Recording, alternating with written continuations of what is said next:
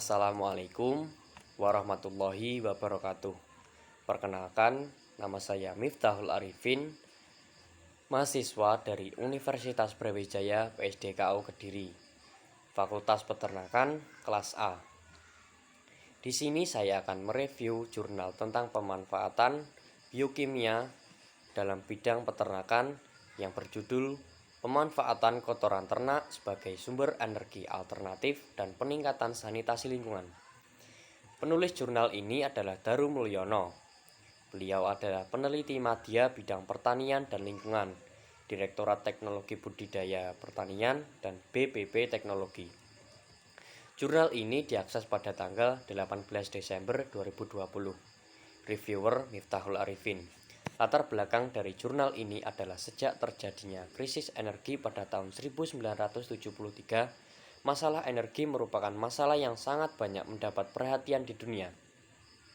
Setiap ada krisis minyak, harga minyak terus naik dan pengadaannya menjadi kurang terjamin. Sumber-sumber energi tersebut dapat dianggap sebagai energi pengganti minyak dan gas bumi yang disebut sebagai energi alternatif. Salah satu energi alternatif yang memiliki prospek cukup cerah ini dapat diperoleh melalui fermentasi kotoran ternak menjadi biogas. Dengan teknologi biogas, kandungan zat-zat alami yang terdapat pada kotoran ternak dapat digunakan untuk memenuhi kebutuhan energi yang semakin meningkat. Biogas dapat dimanfaatkan untuk memasak, lampu penerangan, maupun keperluan lain yang membutuhkan energi. Tujuan dari penelitian pembuatan biogas tersebut yaitu berupa gas sebagai sumber energi, pupuk sebagai penyubur tanah, selut G sebagai pakan ternak, dan meningkatkan sanitasi lingkungan. Materi atau bahan yang digunakan dalam penelitian pembuatan biogas dilakukan dengan menggunakan bahan dasar berupa kotoran ternak. Metode yang digunakan dalam penulisan jurnal ini adalah biogas bisa disebut sebagai gas rawa, gas lumpur, atau gas gobar.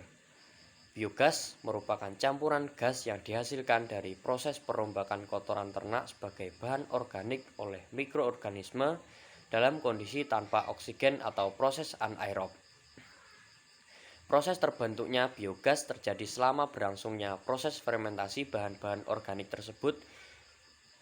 Pada umumnya, biogas yang dihasilkan pada proses fermentasi ini terdiri atas campuran gas-gas yaitu metana, karbon dioksida, karbon monoksida, hidrogen, nitrogen, dan gas-gas lain seperti H2S dalam jumlah yang sangat kecil.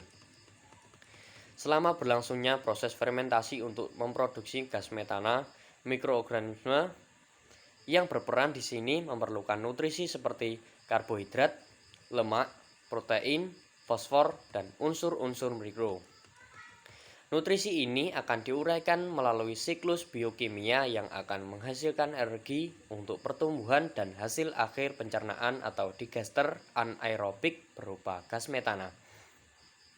Bila ketersediaan unsur-unsur tersebut tidak mencukupi, maka produksi enzim untuk menguraikan molekul karbon kompleks oleh mikroorganisme yang akan terhambat. Untuk itu, ketersediaan unsur-unsur tersebut secara seimbang sangat penting untuk memproduksi gas metana secara optimal. Untuk pertumbuhan mikroorganisme yang optimal biasanya diperlukan perbandingan C banding N banding P adalah 100 banding 2,5 banding 0,5. Hasil dari pembuatan biogas dapat dilakukan dengan menggunakan bahan dasar berupa kotoran ternak. Di samping murah dan mudah didapat, ada manfaat ganda yang dapat diperoleh dari pembuatan biogas tersebut, yaitu berupa gas sebagai sumber energi, pupuk sebagai penyubur tanah, selat G sebagai makan ternak, dan meningkatkan sanitasi lingkungan. Bagi Indonesia yang sebagian besar rakyatnya bermukim di pedesaan, maka pengembangan sistem biogas ini dapat memberikan sumbangan dalam meningkatkan taraf hidup manusia. penanganan bahan dasar, manajemen proses, dan pemilihan jenis mikroorganisme yang ikut aktif dalam proses pembentukan biogas. Pemahaman mengenai variabel-variabel yang mempengaruhi proses pembentuknya biogas, komposisi gas, dan cara penanganan gasnya secara aman. Sekian, terima kasih, dan minta maaf kalau ada salah kata yang kurang berkenan di hati. Akhirul kalam. Wassalamualaikum warahmatullahi wabarakatuh. Link jurnal ada di akhir video.